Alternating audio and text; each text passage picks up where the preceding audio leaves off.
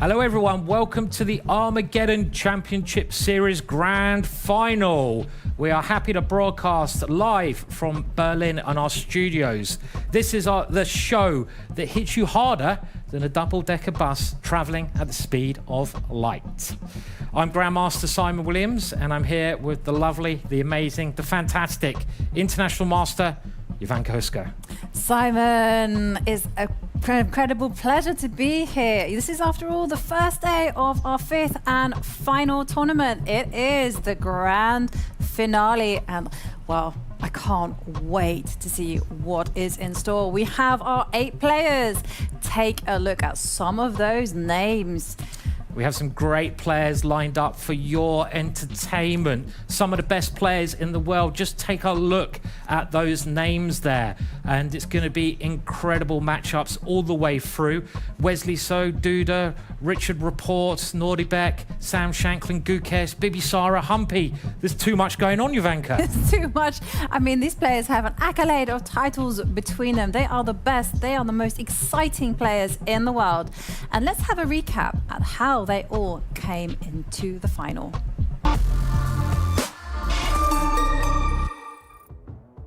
In 2023, the World Chess Club Berlin was host to the premiere of the Armageddon Series show. 4 tournaments, 2 qualifiers, each time leading to a grand finale with a prize fund of €200,000. The first leg of the series had players from the Americas battle it out in March 2023. In a field where experience rubbed shoulders with youth, it was USA's Wesley So and Sam Shankland who reached the final. So arrived there unscathed and met Shankland, who was nothing but out for revenge. So was ruthless in the final. A month later, the Asia and Oceania series kicked off. The likes of former world champion Vladimir Kramnik and Danny Dubov would have to battle it out with young prodigies such as Gukesh or Abdusattorov. The 2 youngest players showed the rest of the pack they had what it takes already, despite their age. The young talents have become seasoned pros. In May 2023, some of the best women players on the planet met in our signature Women's Week. Former world champion Alexandra Kostyniuk, Nana Zadnikze, Sara Kadam, Gurney Mamedzada. There was no shortage of stars. The final saw Grandmaster Humpy Koneru suffer defeat at the hands of 2-time Blitz world champion 18-year-old Bibisara Assaubayeva in a crucial battle. Last but not least was the Europe and Africa's series. Jordan Van Forest, Maxim Vachier-Lagrave, Richard Rapport, Michael Adams, to name a few. In a tournament with no clear favourite, it quickly seemed that Richard Rapport would have no match. He won in convincing style down to the final, where he inflicted a 2-0 score on Poland's #1 Jan-Krzysztof Duda. However, Duda will be given a chance to retaliate this week. A field of Wesley So, Sam Shankland, Gukesh, Nodirbek Abdusattorov, Humpy Koneru, Bibisara Assaubayeva, Richard Rapport and Jan-Krzysztof Duda will try and become the Armageddon Series champion this week, but also the lion's share of the €200,000 prize pool. Yeah, this is, of course, the grand finale. It's what we've all been waiting for. It's been building up for months, Simon. I'm very excited. We've got some fantastic players, and this is what we've been building up for. It's going to be going on over the week. It's going to be great and fascinating to watch. Yeah, it is the ultimate chess showdown of the year. And there we can see from March till June, we've had 4 amazing tournaments. It is the Americas, Asia and Oceania, Europe and Africa. And finally, it's been a special week, the Women's Week. And we started with 32 of the strongest players in the world competing for a spot for this, the grand final. And only 8 of them have made it through. And all the games will be played and everything will be broadcast here from the World Chess Club. Does amazing cocktails in Berlin. And this is now make or break time. We've got this far. Who will become the ultimate Armageddon champion? And, well, we're going to find out over the next week. Yeah, we certainly are. And Simon, this is a really special event. And yesterday we kicked off with a very special opening event. And there we see the local players all playing chess. Because after all, this is the World Chess Club in Berlin, and the cool DJ and an even cooler hand and brain tournament, which Simon, I think you will find that you were commentating there as well. I was. It was a lovely event. You can see the great vibes here at the World Chess Club in Berlin. Some famous faces there, famous chess players. And it was great to see the hand and brain, the top players paired up with youngsters. There's me talking a load of rubbish probably, but trying to make it interesting. And even Jovanka played a hand and brain game. But if you are in Berlin and you are a chess lover, this is a place to be. This is certainly the place to be, and this is the event to watch. And of course, we have to mention our partners. As a technology and digital privacy company, Kaspersky supports the secure advancement of chess in the digital space and its expansion into online tournaments. It's a perfect combination of human excellence and strong technology. And all the draws, all the pairings, we'll come and have a look at them very soon, but they were made randomly, and it's a very interesting lineup. And I think we should have a look now at the bracket. And the important thing to bear in mind here is that it's a double elimination format. That means if one player loses, they don't go home, they drop down to the lower bracket. They basically get a second chance at winning the title. But of course, better to not lose in the first place. No, better not to lose. And well, we said it time and time again, this day is going to be epic. We already have some legendary clashes, because take a look at this. It is a battle between titans. Gukesh, who's fast becoming a legend in his own right at just the tender age of 17, will be facing off against Wesley So, whereas Jan-Krzysztof Duda meets Sam Shankland. Yeah, some really exciting matches. And our first match is Gukesh versus Wesley So. And I'm so excited about this. Did you see what I did there? Very clever, I thought. And it's going to be a great matchup. But let's have a bit of a deeper dive and investigate the players playing. Yeah, there we have the Indian phenomenon, just 17 years old, became a grandmaster at, get this, 12 years old. That's a scary statistic. And in 2022 won the Olympiad gold medal. And not only that, he recently became India's #1. You know, a fine record for the Indian teenager. He's also in the world's top 8. And let's take a look at how Gukesh got himself into the final. In September 2023, 17-year-old Gukesh from India made it into the world top 10 for the first time ever. In round 1 of the Asia and Oceania series, he beat his more experienced counterpart, Yu Yangyi from China. He then crossed swords with yet another potential future world champion, Nodirbek Abdusattorov. In this encounter, it seemed that Gukesh's nervous system held a bit better than Abdusattorov's, and after a nail-biting Armageddon, he had to deal with Vladimir Kramnik. These two worked a little together in the past, and it once more took Gukesh another Armageddon to overcome the 14th world champion. In the final, Gukesh met again with Abdusattorov, and after winning one mini-match each, Gukesh had the final say. The young Indian is not the same player as 5 months ago. Will his progress prove sufficient to become the first ever Armageddon Series winner? A formidable player, Gukesh, already at his tender age, and as Jovanka mentioned, he's just become Indian #1, so he's on his way up. And someone who's always been at the top is Wesley So. And let's have a look now at Wesley So's details. And Wesley became a grandmaster at the age of 15. He is a brilliant player, one of the world's elite players, and he has been for a long period of time. He's been 3-time champion of America, and he is just a class act. So this first match, well, is going to be exciting. And let's take a deeper dive now at how Wesley ended up in the final. As he belongs to the 2700 plus club for over 10 years, America's Wesley So needs no introduction. In round 1 of the Americas, Wesley survived a one-move scare against his compatriot Sam Shankland that could have sent him packing, and went on to inflict defeat on him. He then had to deal with Peru's Renato Terry, whose daring play and creativity showed no shortage of optimism. Wesley didn't lose his cool when his opponent surprised him on move 1, and he could further hope to qualify for the grand finale. The semis put Andrew Tang on Wesley's road, a lightning-fast chess specialist with nerves of steel. In that match, where he represents experience, Wesley was yet again unflappable and reached the finals. Wesley's years at the top came in handy as he won the finals 2-0 in quite convincing fashion. Can he confirm his status in the grand finale? Others will have a say, but wherever So plays, you can count him as a favourite.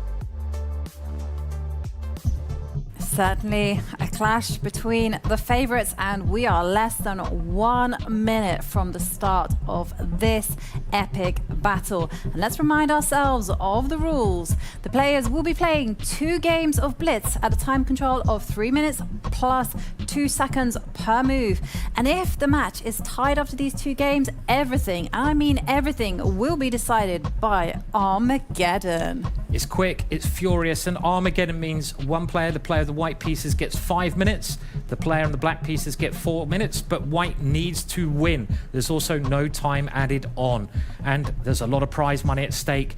80,000 euros first prize. And here is our lovely arbiter. Yeah, Anastasia Sorokina, she's a women international master and an outstanding FIDE arbiter, and she'll be there watching the players like hawks. And the players, they are ready. They're 3 seconds away. We see Gukesh with the white pieces, Wesley So, the ever unflappable, unshakable, playing with the black pieces, and they are off.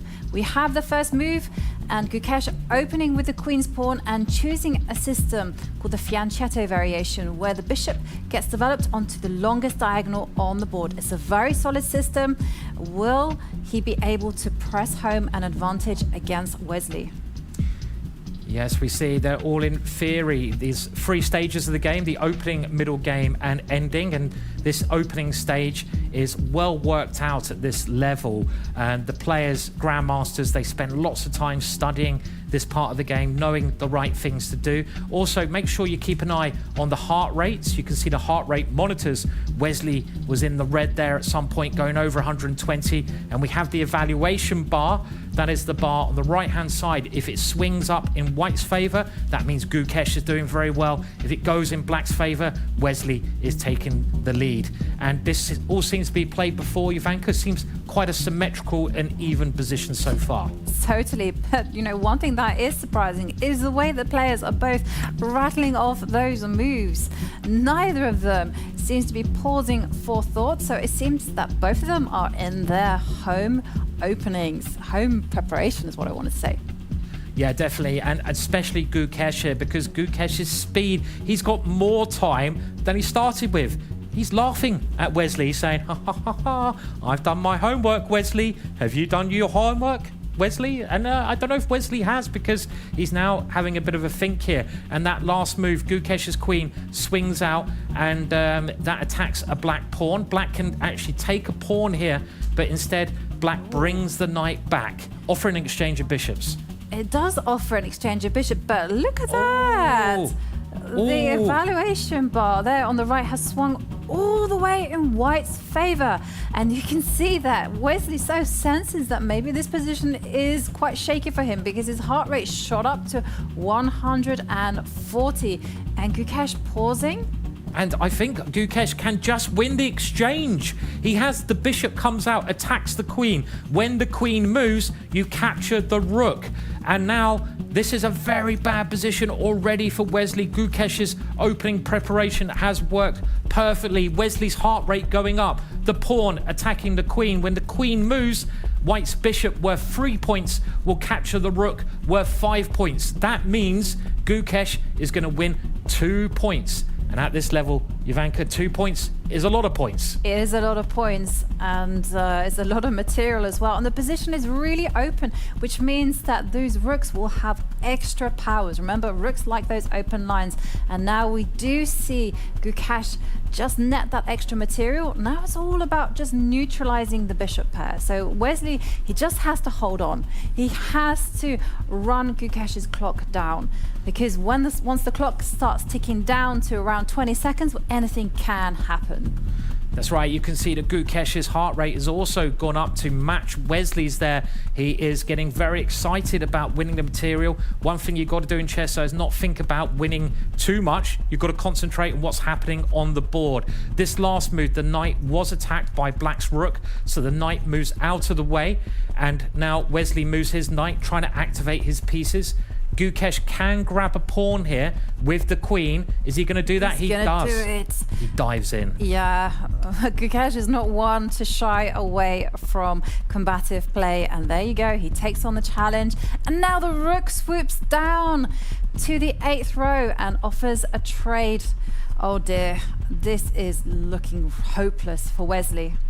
Yeah, Wesley just got tricked in the opening there. This is why the opening, the start of the game, it's like a battle. You need to start your battle well. If you throw your troops into the wrong area, they can get in a lot of trouble quickly, and this is what's happened to Wesley's troops. We see another exchange of rooks. When you've got extra points, it is recommended you try to swap pieces off, because you get to the end game. We're getting near to the end game now, the last part of the game, and those extra points count more in the ending. It's like having more soldiers, but lots of them being eliminated. And you can see here also, Jovanka, White's got this big pawn on the left-hand side. I was looking at that. You know, that pawn is going to start advancing. But first of all, Gukesh's clock is running down to the minute mark, and Gukesh has to keep the position solid. So I would probably drop the queen back. Okay, first, okay, he decides to move the queen forward, and well, he's initiating some tactical ideas. The knight is going to spring into the middle of the board should the black queen come down and grab some material. Yeah, I like this move. It's a very active move. That queen move is pinning, and this is a technical term, the black dark square bishop, the bishop on the dark square down. And Wesley is trying to get active now. He moves his knight into the center, and Gukesh defends that pawn. But can Wesley still capture that pawn with check? I think he should do. When you've got a bad position, you might as well go on the attack. Can Wesley do that? Get a check in. Knight takes pawn is a big check. He's trying to work it out now. The problem with that move is you could also get in trouble because that knight is pinned, but he's gone for it, Jovanka. He's done it. I mean, I think it was the only shot. It was that or resigns. Okay, and now I'm expecting Gukesh to march the king. Well, move the king one square to the left.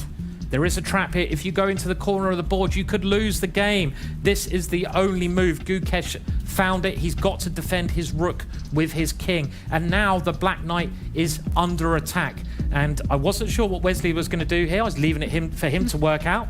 That's the joy of being a commentator. We don't have to work out all the moves, because the threat here is rook takes knight. And that would mean Wesley is under too much pressure. Look at his clock, Jovanka. It's ticking down, and the heart rate is still high, up to 131. Is he going to retreat the bishop, try to pin then the rook?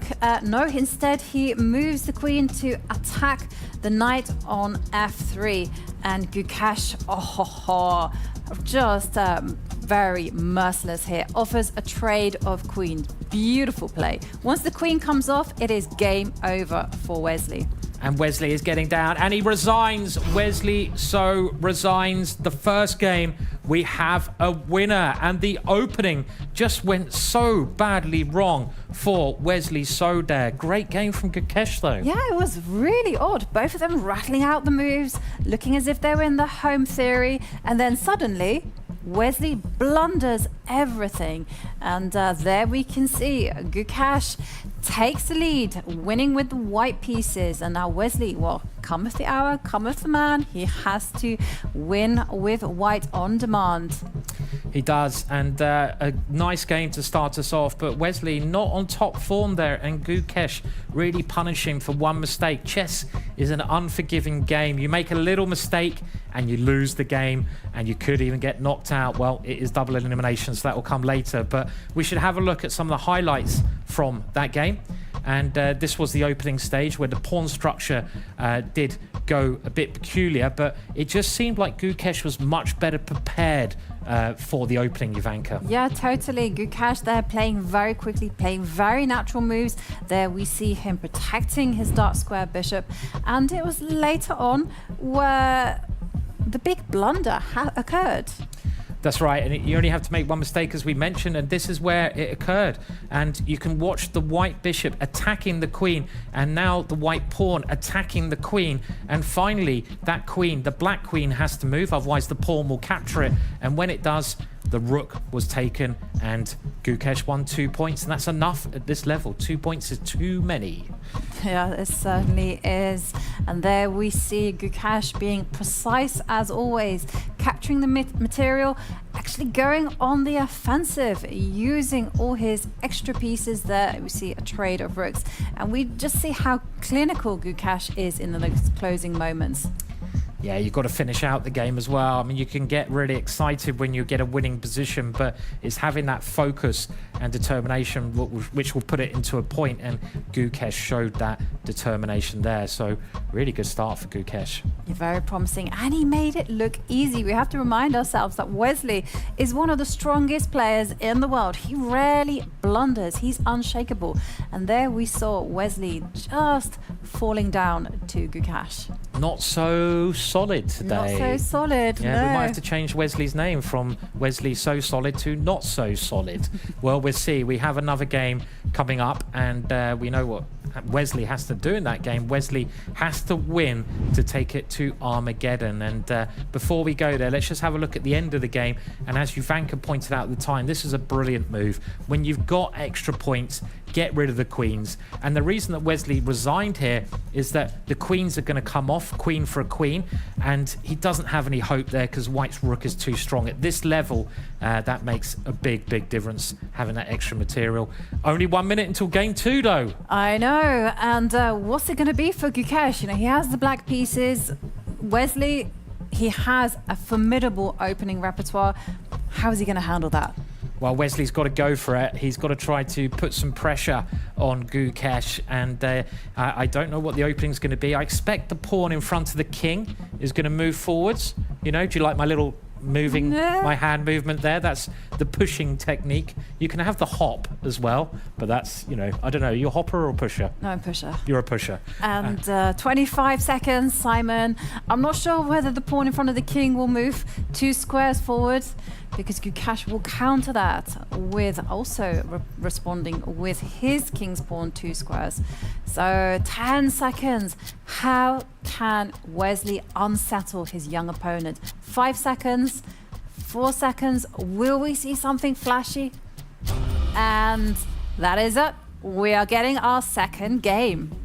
And it is the king's pawn opening, and Gukesh is playing the king's pawn as well. This is what's called the Italian variation of chess, and both sides developing very quickly. Developing means getting your pieces into the game. Your pieces are so important.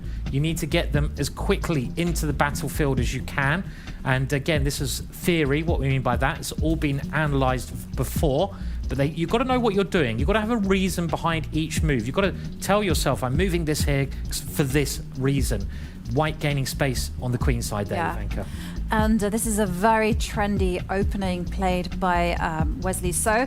First of all, note where the dark square bishop is. It's come out to pin the knight. This is all the rage.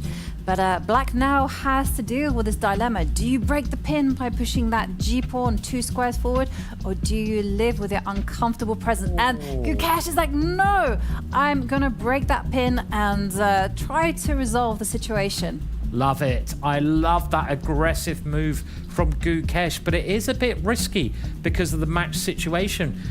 You can see the black king is not castled. It's in the middle of the board. So if Wesley can open up the middle of the board, which he's going to try to do now, the black king could get under attack, and that could be very good news for Wesley So. Look at that black king. It's got its pieces, giving it a bit of a cuddle there in the middle of the board. They're saying, "Hello, king. I'm just gonna give you a little bit of a cuddle. Extra pillows around you there, sir." They do say a knight is a king's best friend. Remember that if you are in a difficult position. And we do see Wesley initiating action in the center, breaking through.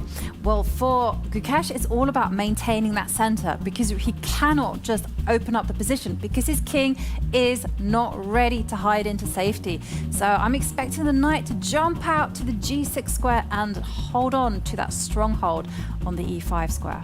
Yeah, I mean, it seems very strange for black, this leaving the king in the middle, but at the moment, if black can keep those pawns in front of the king, it should be all right. The evaluation bar thinking the position is about even, but that last move is a mistake. Look at the evaluation bar jump up in Wesley So's favor. That's brave, but it might be too reckless, Simon. He's not looking after the king. He's not looking after the center. Well, and there we see Wesley pause. And he senses now is the time to calculate. And you have to remember, these two guys, they are amazing calculators. So Wesley is now looking at what's going to happen once he hits that red button and captures in the middle of the board. He needs to think here, and he can give up the piece, as Jovanka's saying, by going pawn takes pawn. But that would mean Gukesh can move the h-pawn. We like calling the h-pawn. That pawn is just moved. Harry, because it's on the h-file. Harry the h-pawn up the board again, and all hell will break loose on the board there. Yeah, totally. Another option is just to advance the h-pawn. Oh, no. Oh, I thought it was going to be 2 squares forward. I don't and like this. secure the g5 square for the knight. Oh, no. This is one step in, not in the right direction, actually. It's just one step too little. I think Wesley there, he had to play a bit more aggressively. When you need to win the game, you can't play timidly. You need to take the game to your opponent and play super aggressive. But it's still a very interesting position. Wesley moving his bishop into the middle. The evaluation bar saying black is doing well, but black's king is still extremely exposed there, and white can try to take advantage of that. I think he's getting ready for his knight to now move to where that bishop had come from. You can see the knight in front of white's queen. That can start moving forwards. I actually quite like this idea. Yeah, I like it too, but there are two people playing that game, and Gukesh, he is not one to shirk away from the challenge, and there we see him attack the knight on f3, and big decision for Wesley, because it looks to me like he has to trade those pawns, and now that rook on h8, it has a line. The white king is under fire. Gukesh is playing so bravely here. He only needs to draw. Let's just remind everyone, Wesley needs to win this game, but Gukesh is playing like an absolute lunatic. He's saying, I don't care about my king. I'm going for your king. The rook, as Jovanka pointed out, on the right-hand side, the black rook has that open line towards white's king. And if black can get the queen over there as well, it could get very dangerous. But the black king is feeling a little bit sorry for itself, isn't it there? It's saying, Gukesh, why did you do this to me? Why, Gukesh? Why? And the clock is also asking the same question as well, because Gukesh has gone down to under the minute. And you do have to remember that the more the time goes down for the players, the more it's likely that the players will make a blunder, and the position is just razor sharp. And there we see Gukesh pawn grabbing in the middle. How will Wesley respond? Will he trade pawns? Will he spring forward with the knight to c4? Will he maybe go pawn grabbing himself and play knight takes pawn? So many possibilities. Very complicated position. It's warfare everywhere, and he's using his knight to go forwards, and Gukesh grabs another pawn. He is fearless, Gukesh. And look at this move from Wesley. I like that move a lot. He sacrifices a third pawn there. Really brave play from Wesley. And I think now he can move his queen into the middle of the board and start attacking Gukesh's position. The more I'm looking at Jovanka, the more I'm really liking white's chances here. Yeah, Wesley is playing magnificent chess, and there, with that queen in the middle, he went and grabbed a pawn on b6, but surely that one's irrelevant. The action is happening in the middle of the board, not to the left. Yeah, and this gives Gukesh a chance to develop another piece. He brings his bishop out, just trying to get more pieces into the game. And I think it's going to come down to whose king is weaker. And Wesley now trying to take that pawn, but keep an eye on the clock 40 seconds or under each. They do get a bit of time added on each move, but it's not a lot of time to think in such a complex situation. The position is just so chaotic. It's gonna implode or explode at any moment. And there we see a trade. And Wesley contemplating, should he capture with the pawn or the queen? He goes for the pawn. Okay, now the black king looking really shaky there on the open E line. If Wesley could just coordinate a way that he could remove that knight from E5, he would be winning. Instead, he drops the queen back, and there is the threat of rook takes pawn as well. Yeah, both kings under some fire here, and Gukesh now is getting his queen behind the rook, but that knight in the middle is pinned down, and maybe Wesley can just shuffle his rook over, get the white rook also lining up against the black knight. He's got to move quickly. He's got to keep the pressure on Gukesh to take this to Armageddon. The heart rates, understandably, going up, up and up. That's an interesting move, throwing the queen in. Yeah, and we do see the queen return. Of course, Wesley cannot draw this game. A draw is as good as a loss. And there you go. He's played your move there, Simon, lining up everything on the E line. That's right, but look, that black knight is doing such a good job in the middle. The black knight is like a rock. It's stopping white's pieces and getting through, but the clock times. Wesley, 8 seconds, my friend. You've got to play quickly. Gukesh running down with his pawns now. Those pawns, they're looking very scary there. 5 getting nearer and nearer the end. This position is going wild. Gukesh is just going to run his pawns up the left side of the board. They are unstoppable, and that's why Wesley decides to I think Wesley's blundered. I think he's just sacrificed or lost a piece there. And Gukesh has now got a piece up as well, Jovanka. Yeah, but anything can happen when the players have so little time on the clock. It's about holding the nerve, and Wesley winning a pawn, but he's still a piece down. Yeah, we've got to count the material, and at the moment it is Gukesh who has the extra knight, but whose king is going to be in more danger? The black king is a little bit exposed there, and you can see the black king is looking, to my eyes, like it can be under some attack. Wesley moving his pieces to attack that king. Did he lose on time? I think he lost on time. Wow, Gukesh wins on time in a chaotic and crazy position. We have our first player to go through to the next round. It is the Indian #1 player, Gukesh. Look at their heart rates there. God, go and see a doctor, guys. You need to have a cup of tea after that one. I think a stiff drink, Simon. What a roller coaster of a game. Gukesh taking that match 2 points to nothing. But boy, that game had us on tenterhooks. I could not believe what I was seeing. You know, you can see the evaluation bar swing from left to up and down, going crazy. Wow. The evaluation bar didn't know what was going on, and Gukesh just seemed to keep his nerve a little bit better than Wesley So. Wesley is a great player. He did create some chances there, but Gukesh was just so cool. He's a cool customer, Gukesh. Must be one of the favourites to take the title, but it's time to have a look at some highlights, and there was a lot of them from this game. So where is our first one? Yeah, and here, this is where the chaos button was initiated, where we see Gukesh take a very aggressive approach there in the middle game by advancing his pawns there on the right forward. And Wesley perhaps not reacting in the most active of ways, but the position is still incredibly complicated. Yeah, there were so many tactics there. It was a really exciting game. All the pieces stayed on the board. Both kings were under attack there. There were tactics. Just the kind of game I like. I love a little bit of chaos on the board. And here, Wesley gave up a couple of pawns. This was inspired play by Wesley. This next move, a brilliant move, because it allowed the white queen to come plonk into the middle of the board. I would say plonk after that move. Just plonk. And the white queen came in, and it looked like white was getting very good counterplay there, but Gukesh held his nerve quite excellently. Yeah, and this is the moment where things really swung in Gukesh's favor. We do see Black's king still relatively safe, but it's all about those pawns there on the right side of the board. They are running through to the destination, to promotion on the 8th row, and Wesley could not handle that pressure, and there he blunders a piece. Yeah, you can see a little shake of the head there. I think Wesley realizes that that was not working.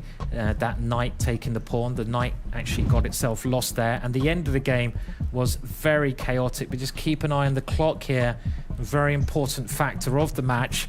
And Wesley's time and probably position there was just too much. And it means we have our first player to go through. Yeah. And, whoa, what a game. I mean, seconds left. I mean, it's what we expected, right, from these guys. Yeah, we were expecting very exciting chess, and we got it. And let's now go over to have an interview with the loser, Wesley. Wesley, tough game today. What do you think was the reason of your loss? Well, I mean, several reasons. I guess Gukesh played very well, played like a machine today. And, yeah, I didn't think he was this good at blitz. He's more of a classical player. Also, I was a bit nervous being the first day. We could actually see that in your heart rate. Do you think the nervousness was the reason of your moves?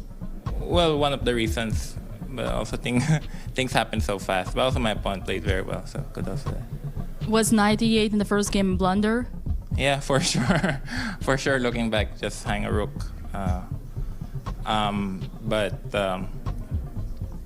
What were you everything. What were you calculating with the knight g4 in the second game?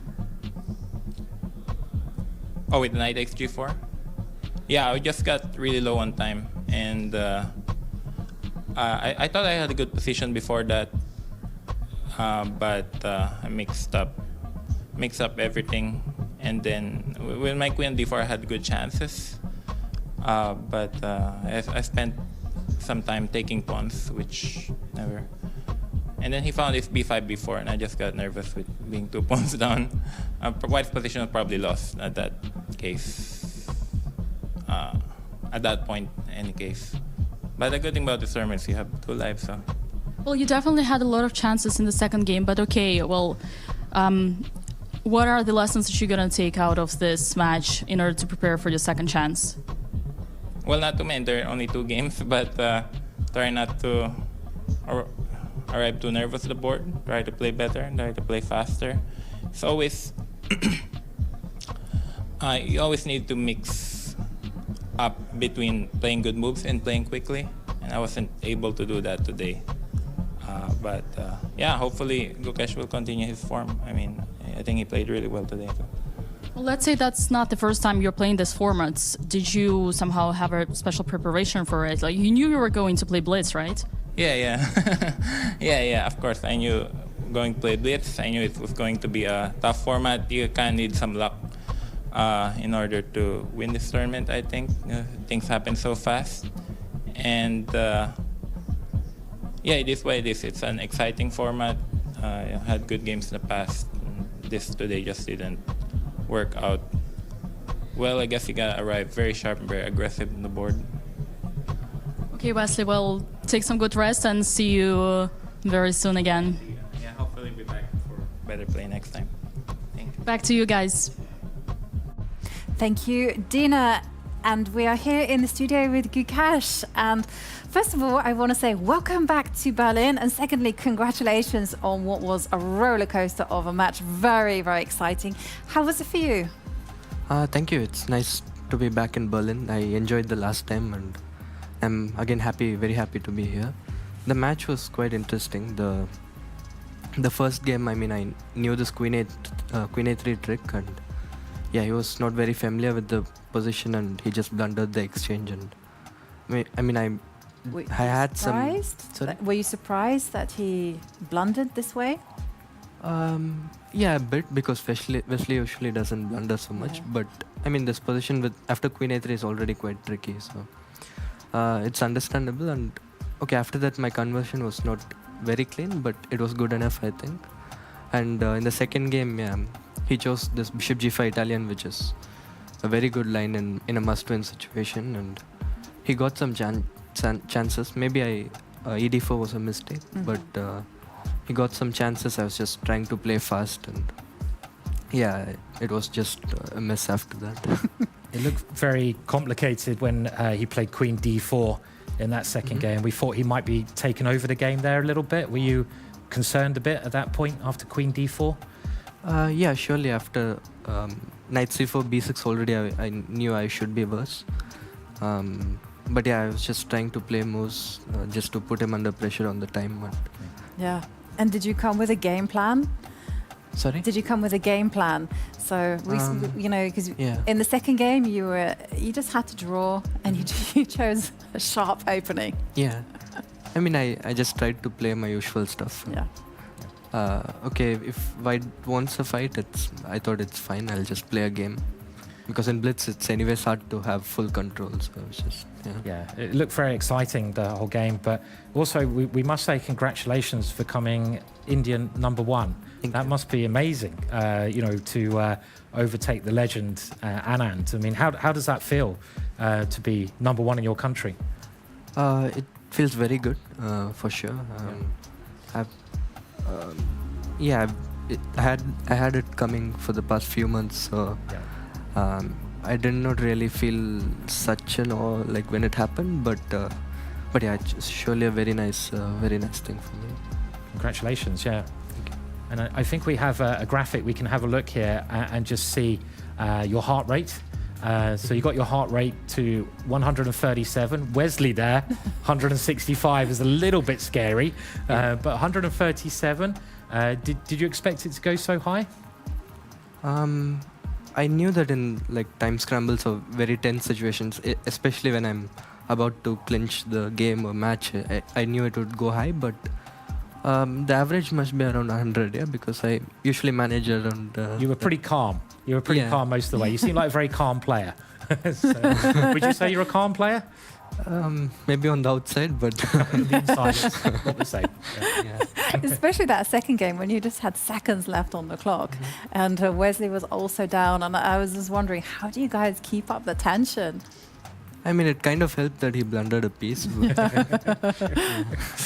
It always helps when the opponent blunders, in blitz chess. And I mean, so you're back here again. I mean, you've been in Berlin before. Did you like Berlin? I love Berlin. I enjoyed very much the last time. The last time I went to see some historical places, Berlin Wall and Brandenburg Gate, and also I loved Berlin. Good. And tomorrow you will have a free day. Do you have any plans? I would love to go to the Brandenburg Gate again. Yeah. It's just down the road. It is. Yeah. Even me and Jovanka have been there, so it's very nice. So yeah. Yeah.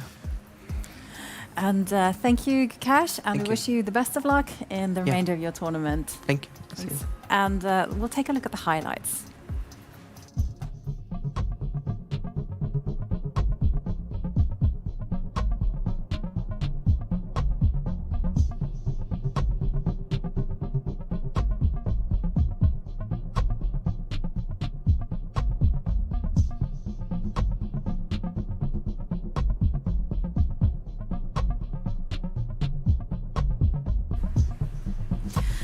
And we have to mention our partners, the FIDE Online Arena, which hosts rated tournaments and games 24 hours per day. Join the arena and you'll get a FIDE ID, a profile on FIDE.com, and access to pro chess community, free access to prize money tournaments, and so much more. So play official games at chessarena.com. Great start to the day with that brilliant victory by Gukesh. Seems like a really nice, mildly mannered gentleman. So it was great to see him go through, as Wesley So as well. But we got our second match coming up now, and this is another belter of a match. And we have here... Totally. I mean, it is the Polish fighter Jan-Krzysztof Duda against an in-form Sam Shankland. And this one is going to be epic. It's going to be electrifying. So let's dive in at Jan-Krzysztof's stats. Became a Grandmaster at 15 years old. Also 2021 World Cup winner, European Blitz champion, and the recipient of the Polish Gold Cross of Merit. He is one of Poland's superstars. So let's have a look at how Jan-Krzysztof made his way into the final. Jan-Krzysztof Duda is known as a blitz monster, a player who's always willing to take big risks with staggering capacity to hold his nerve. In what looked like a clash of generations in the first round, he defeated the legendary British #1 Mickey Adams. In round 2, he faced a wonderkind from the younger generation in Germany's Vincent Keimer. If the match was close on paper, it seemed like Duda had other plans, as he defeated Vincent 2-0. In round 3, however, he faced the other player whose journey had been equally as convincing, Richard Rapport. This very open encounter turned in Rapport's favour, and Duda would now have to eliminate former Blitz world champion Maxime Vachier-Lagrave, which he succeeded in doing to reach the finals. Duda faced Rapport one final time, and Richard was just too strong. Can Duda add one line to his already prestigious chess resume? Fantastic player, Duda. He's got so many titles under his belt already, including that World Cup victory. But his opponent is also a fantastic player, and let's see who Duda's up against. It is Sam Shankland, and Sam was in great spirits yesterday at the opening party, winning many of the games there, and he has got a great record behind him as well. He was the Olympiad gold winner, part of that team, the American team, in 2016. He was a grandmaster at the young age of 20, and just an all-round excellent player. And we can hear more about Sam now in his own words. Sam Shankland is, in his own words, not a blitz specialist. You could almost say so. In round 1, he missed a winning blow against his compatriot Wesley So and came close to creating the sensation, but went on to lose the match. In round 2, he powered through one of the most famous faces of online chess, Canada's Eric Hansen. He then went on to defeat another online legend, Peru's #1 player Jose Martinez. His performance against Linnea Dominguez was nothing short of stellar, as he played one of the most memorable mating attacks of the whole event and won his match. In the semis, his experience got the better of speed specialist Andrew Tang, and Sam got his rematch against So for the first prize. Wesley proved to be the better player there, but Sam nonetheless was very convincing throughout. Will he be able to improve on his performance this week? We will find out, as we are less than 1 minute away from the start of play. Jan-Krzysztof Duda, well, he's renowned for his fighting spirit. He always wants to win the game, whatever comes his way. And Sam Shankland, he's as tough as nails, renowned for his hard work, opening preparation. If there's an area of chess, for sure, Sam has studied it. Yes, and Sam did really well to qualify for this event. He played some excellent chess, and he's going to need to keep that level of chess up to beat the brilliant Duda. Duda is a class act, as Sam is, and this is going to be a very exciting matchup. The advantage is with Duda in the first game because he has the white pieces. If Sam can get a result here, it'll be a great start for Sam. And let's see, 10 seconds to go. I wonder what we're going to get on the board. We're going to find out soon. Will it be some crazy sacrificial opening, or is it going to be something a bit more slower, Jovanka? What do we reckon? Well, you take a look at the heart rates. They are pumping. They are very calm at the minute. 84 for Sam and 80 for Jan-Krzysztof. And we are off. And it is a King's Pawn opening, and Sam playing very sharp chess, going for Sicilian. Great to see. This is one of the sharpest and most exciting openings you can get, and Sam is always up for a challenge. It's one of the reasons I really like his play. And Duda as well is coming with a very famous line. This line here was actually favored by Bobby Fischer with the black pieces. And Sam, another American player, must be a bit of a fan of Bobby Fischer, but they've decided to play a bit more sensible here. Black did not grab a pawn there, which would have been a big mistake. Pretty standard Sicilian position. I really hope we're going to have the kings going different ways here, Jovanka. Castling on other sides of the board. We will see, because there we see Duda just move his queen to support the center, and he is getting ready to move that king to the left. And where's Sam going to go? Okay, the knight develops. Okay, it's the moment of truth here. Are we going to see the king move? Are we going to see a trade of knights? Well, nope, the king has moved to the left, Simon. And the black king moved to the right. Woohoo! Move to the left, war. move to the right. Bit of dancing going on with the two kings there. And the reason we like this so much is when the kings go on opposite sides of the board in chess, you normally have a more attacking game. We love attacks. We love tactics, because you can now throw your pawns towards your opponent's king without weakening your own king, because your king is on the other side of the board. That is called a pawn storm. And here it comes. The storm is brewing. it is brewing, and there we see it on the board. Duda's plan is maybe he might lift the h-pawn 2 squares to join its siblings and then just push a pawn to the g5 square, crack open some lines. When you are attacking, you really need to open up those lines for those heavy pieces, the rooks and the queens, to infiltrate. And Sam now having to think, maybe trying to recall his theory. Both players' heart rates are actually pretty good here. They're under 100. I would be about 240, I reckon, if I was playing this game, especially on the black side, because it looks very dangerous to Sam here. As Jovanka mentioned, white is ready to push one of those pawns again and open up the black king. So Sam needs to find a way to try and stop the black king from opening up. He's going for a counter-attack. It looks quite slow though, Jovanka, this move. It does look slow, but then again, what did he have? He can't just grovel this type of position. You can't curl up in a ball because it's too wild.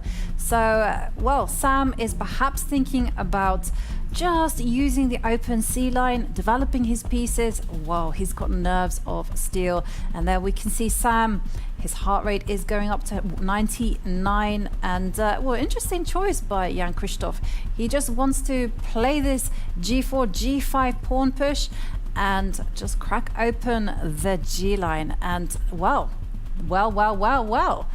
Sam making a very committal move, giving up the D5 square for white knight to hop into. That is brave stuff.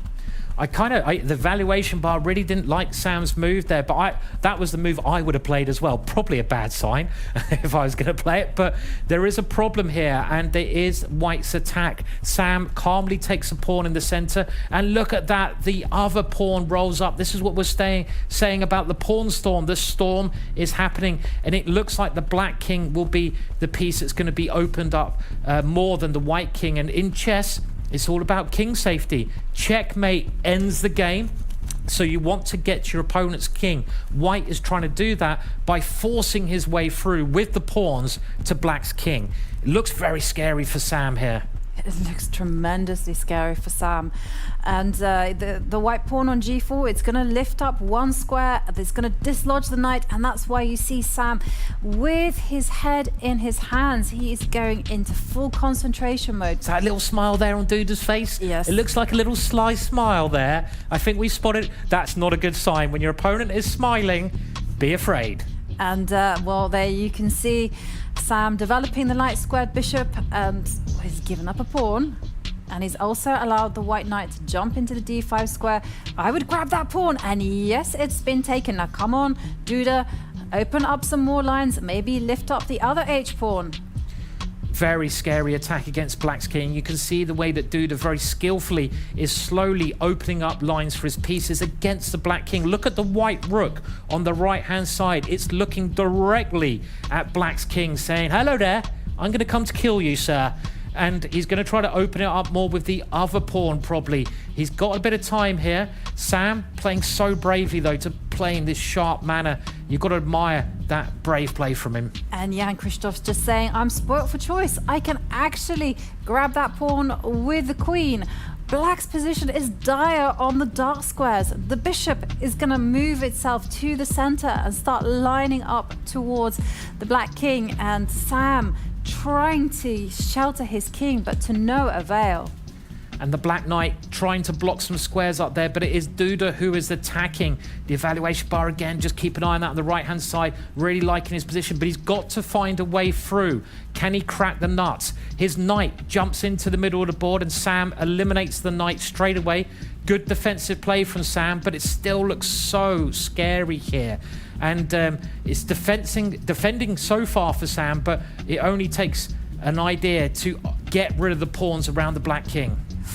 And there we see Sam lifting up his f-pawn, but this does have the downside of creating an additional weakness.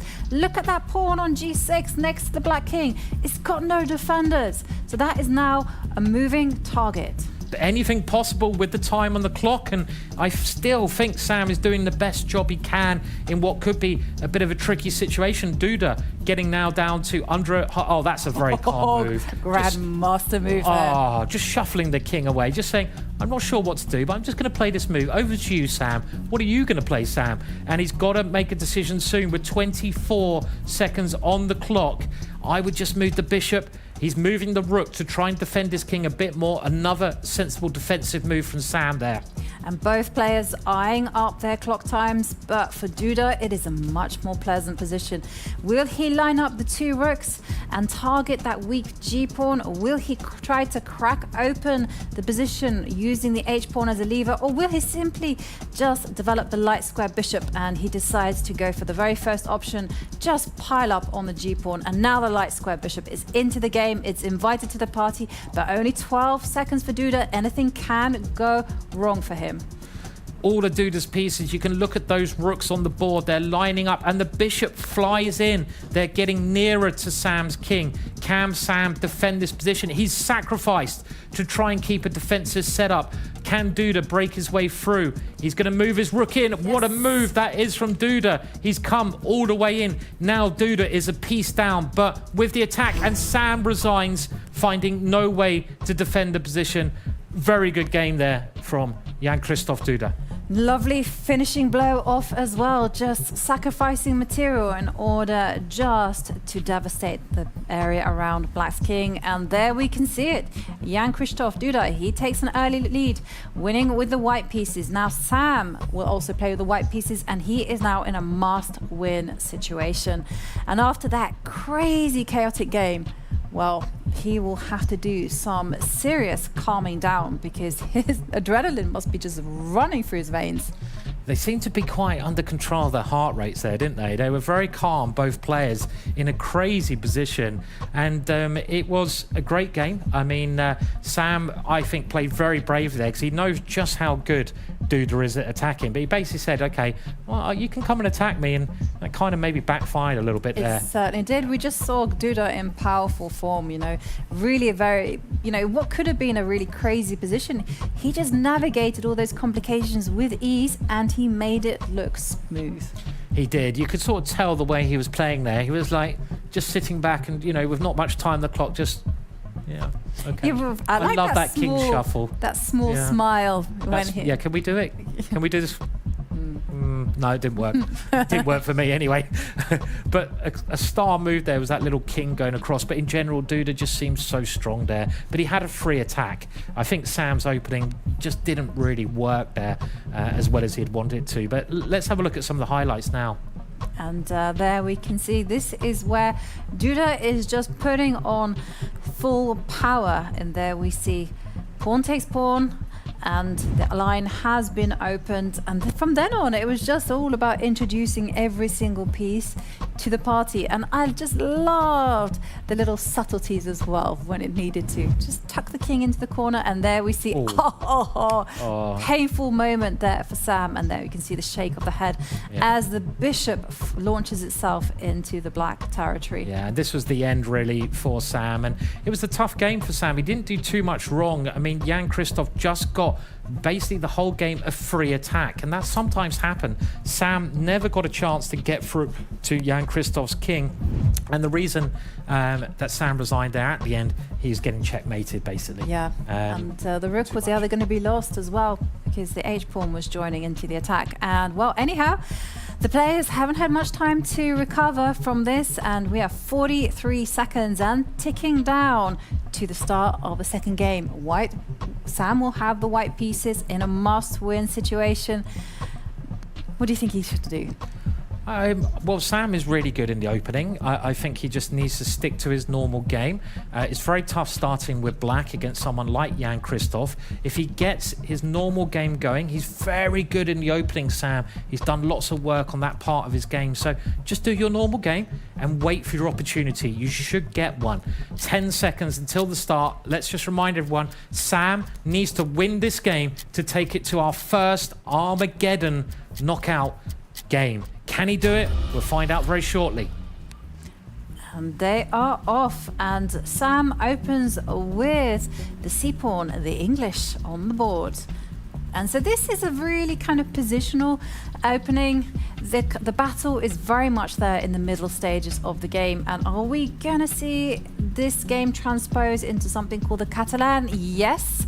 By the advancement of that queen's pawn, it is now a fully fledged Catalan. So now the choice is with Duda. What is he going to do? Capture the pawn?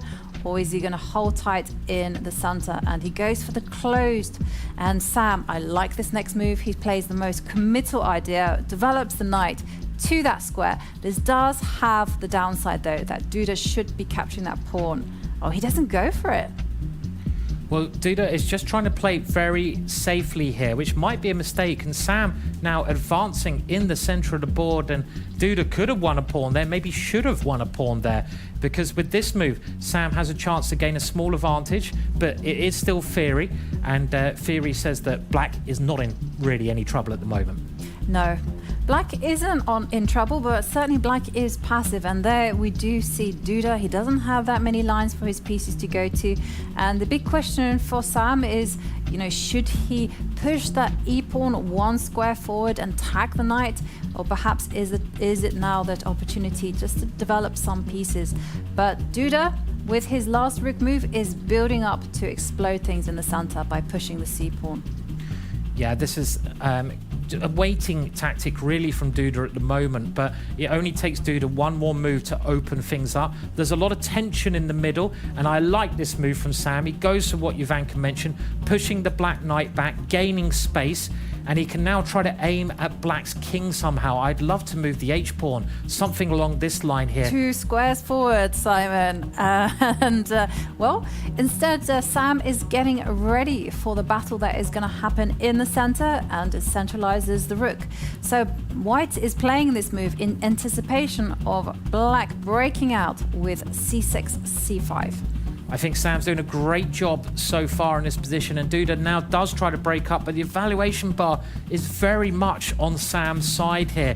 I mean, that can change very quickly. I think it's like in White, because computers tend to like the side with more space here. The queen drops out of the pin. This is a brave move, and now we have some exchanges in the middle. Things are going to clarify quite quickly here. Does the rook come over? No, the knight takes, and that means Black has the potential to move his knight and capture a pawn in the center. I'd probably do that if I was Black here, because the pawn in the center of the board looks very scary for Black's king. Be careful though, because the diagonal gets opened, and okay, knight takes pawn on the board, and we're going to see mass liquidation in the center. Now Sam captures in the middle, but Black's pieces, they've come to life. The queen standing there on c2 is really uncomfortable opposite the Black rook.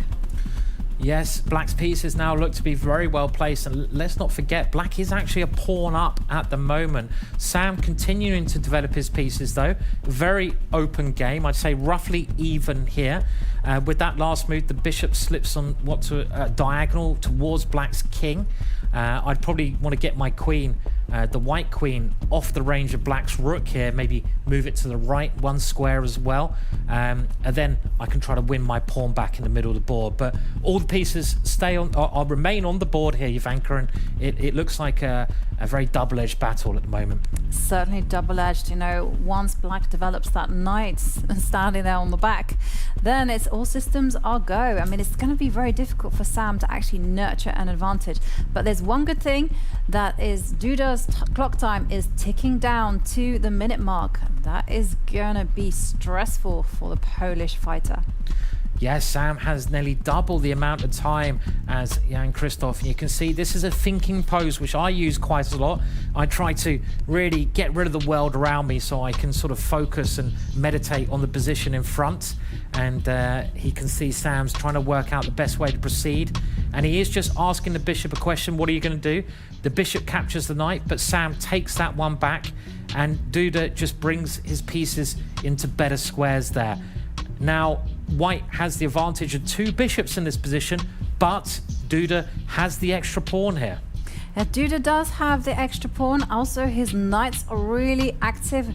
The knight, especially there in the center, can jump forward to the third row. That is going to be a thorn in Sam's side. And there we see Duda doing great things, just developing all his pieces, and now the queen steps forward. Finally, the two rooks are connected, and I suddenly saw the bar shoot up in Black's favor. So it indicates that Duda perhaps had a better opportunity there. But still, the bar is liking Black. Well, Black has managed to keep his extra pawn, and I think Duda's strategy is not to take too many risks here, just play good, solid moves that are not going to make any mistakes. And Sam has to come up with a plan here, and he's just playing another safety first move, but this is not really changing the assessment of the position, which is Black is a pawn up. And what is Duda going to do? He brings his knight right into the middle. They're having a little boogie time there, those knights in the middle, aren't they? They're like boogie boogie in the middle of the board and there. They're having fun. You know, they're poking fun at that bishop there on c3. That bishop needs to move. And Sam, his time is down to 50 seconds.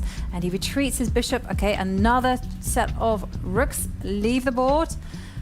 And Black's pieces are so active, and I'm also just wondering, how is he going to deal with this? Because if the rook takes, the knight springs forward. I think he's blundered there because has. whatever he captures with here, Black's going to be able to do something pretty nasty. For example, now at this position, the knight comes in, attacking the queen, attacking the bishop. And the rook had to give itself away for that knight, because otherwise White's position would fall apart on the f2 square. Oh, it's gone horribly wrong for Sam Shankland. Sam's best chance here is to play quickly because Jan-Krzysztof has under 30 seconds, and you just got to go all in with your pieces. Aim them at your opponent's king. Float them towards. Good move from Sam there. The knight gets nearer to Black's king, and Black is moving the other way here. He's got to move it back, unfortunately, but you've got to keep the time pressure up against Jan-Krzysztof here. A beautiful technique from Jan-Krzysztof Duda. First, he blocked the diagonal for the dark square bishop. Now he's offering a trade of light square bishops. Okay, Sam says no, and Duda simply retreats his bishop. But the players now on seconds left. Jan-Krzysztof Duda, 15 seconds. It's about holding your nerve. And Sam retreats his bishop. Just has to survive, has to keep playing on the clock. It's his only chance. Yeah, keep an eye on the clock there. Jan-Krzysztof is under 10 seconds. He often gets in this situation, but he's got the extra material. And look at that pawn. The black pawn is getting closer and closer, and he wins another pawn there. The knight dives in. It comes back. It's won its little bounty there. And Sam's just got to keep trying to complicate it. It's a very tough position for him. Can he do it? He brings the queen over. He's not yet creating many chances here. No, he's not, but he pushes his pawns on the king's side. But unfortunately, White's position is completely tied down to stopping the advance of that d pawn. And I'm expecting Duda just to come in with his knight and ask a question to the queen. And now Sam, 13 seconds and ticking down. Okay, knight takes pawn. Okay. Well, there's pinning and there's perhaps winning. Well, I think he had to try and get rid of that pawn, but there's another pin on the board, and that's a deadly pin. Sam resigns in a bad position there. Obviously upsetting for Sam, but let's remember, you do get another chance. You lose one match, you go into the lower bracket, and you get your second chance. And Jan-Krzysztof, well, you've got to admire the way he played there, Jovanka. It's just powerful performance. And there we see the final score in the match. In the end, it was 2-0 to Jan-Krzysztof Duda. And it all kind of started with that superb first game from Jan-Krzysztof.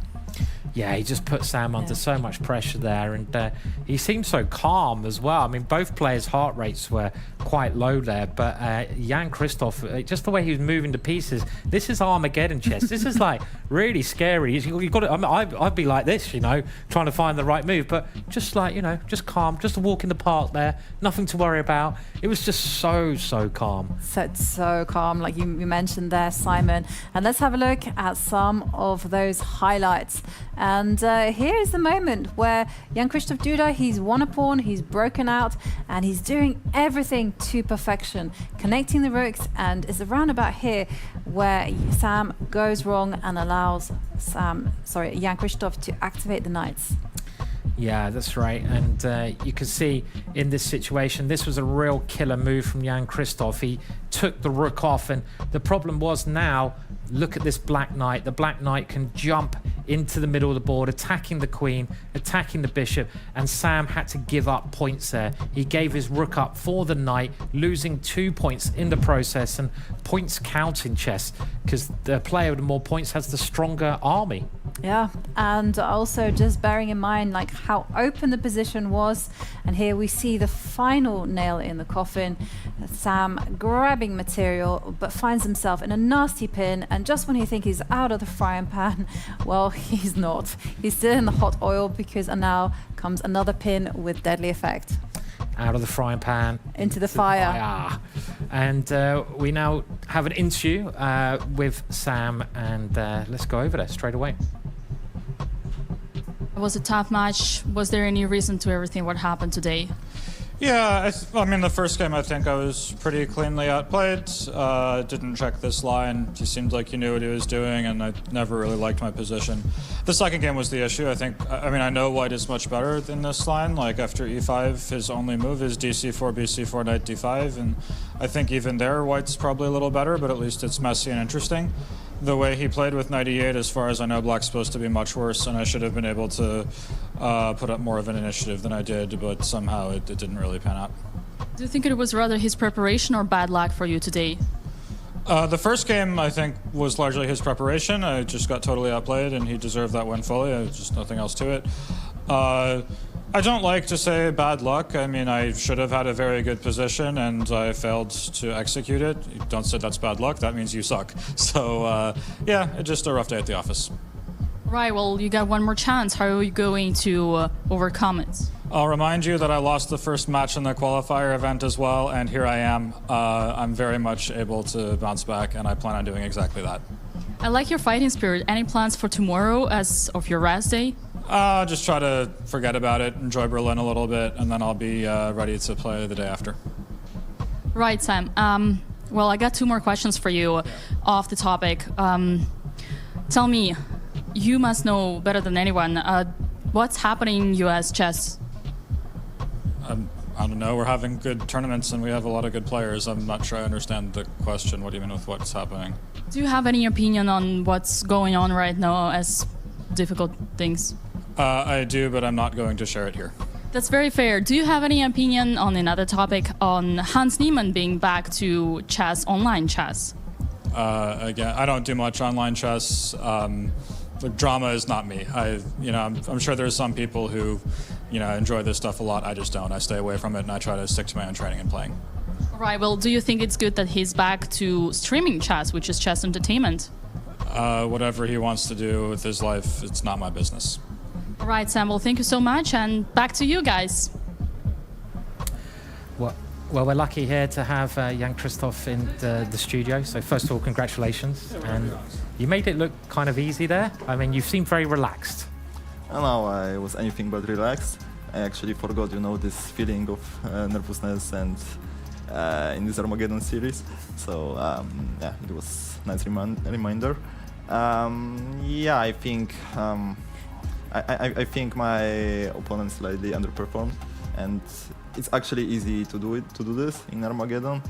And I did, for example, the very same thing with my in my matches against Richard Rapport in Europe Continental. So it's I guess it's mostly about not doing like too well, but also not doing too badly. Just to keep this like I don't want to say minimal level because it really sounds very harsh, but I mean Wesley also did kind of similar thing earlier. And talk us through your first game, because to our eyes it looked like it could be a potentially really complicated position, but then you just made it look easy. Yes, I mean, of course, after e4, some could have played like anything, but of course, Najdorf was it's always like one of the toughest nuts to crack. And I wanted to do, this, to do that, and then in the end I decided, okay, I'm gonna play bishop g5 and see what happens. And that was basically my entire strategy for this game. And I have to admit that I'm not really, into this theory, especially after knight c6, knight takes d4, and I was freestyling. But but I think my position was also kind of easier to play because at least I had, this f4, g4 in, and then I got clearly better position, probably winning. Yeah. I don't think I converted it, in the best possible way, but I guess it was decent enough. Well, you look like you were enjoying the position because we saw you give a slight smile. Yes, of course I was enjoying my position. I was in total command, but actually beforehand I didn't, imagine to have such good position in such short period of time. So, that's why I was smiling, I guess.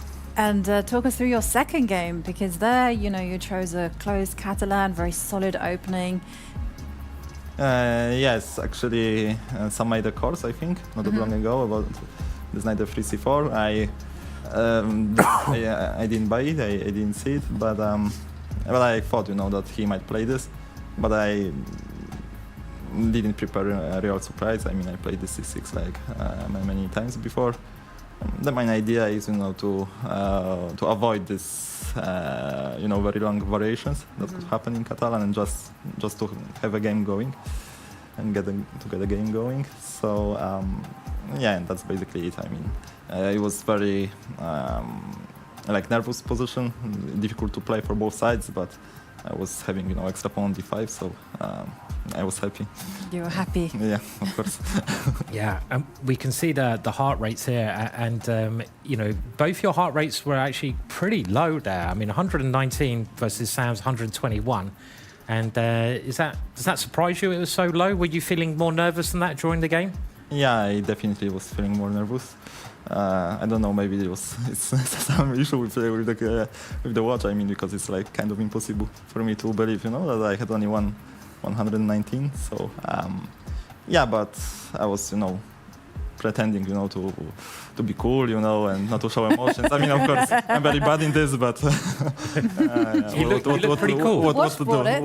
Yeah, we thought you were very cool there. So I wasn't. No, okay.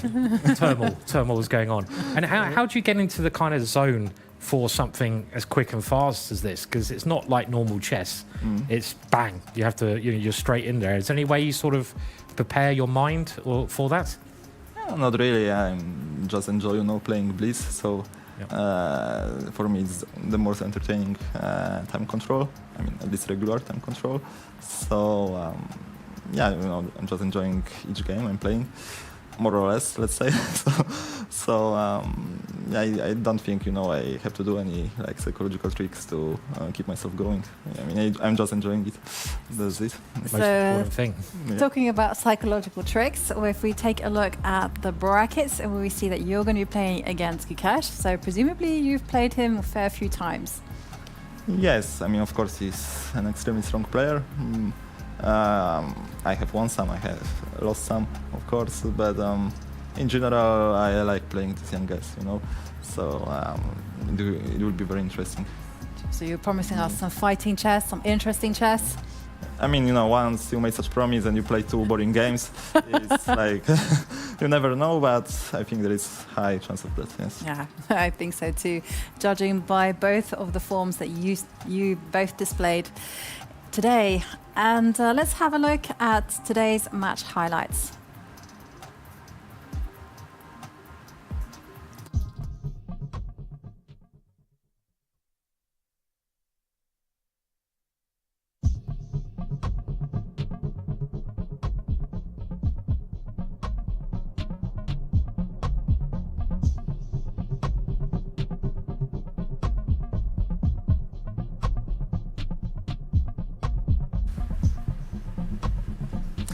And time to mention one of our partners, IT.com Domains. The official partner of the Armageddon Championship Series is IT.com Domains, a domain registry like no other. It provides a platform for anyone to create innovative domains and effectively showcase their online presence. Don't miss this opportunity. Visit IT.com today and create your unique online image. Yes, good. day to start us off in the grand final of Armageddon. We haven't actually seen Armageddon yet. I'm sure we will as the days go on. And yeah, I mean, a solid start, but we do have 4 more players tomorrow, don't we? We do have 4 more players, and take a look at these juicy matchups. And there we see Nodirbek Abdusattorov, just 18 years old. He's been world rapid champion. At the age of 17, faces off against the most creative player around, Richard Rapport. And then we have a battle. It's going to be a revenge match. Humpy Koneru against Bibisara Assaubayeva. Now, every time they've played, Bibisara has emerged the victor. Will Humpy Koneru turn it around for the 3rd time?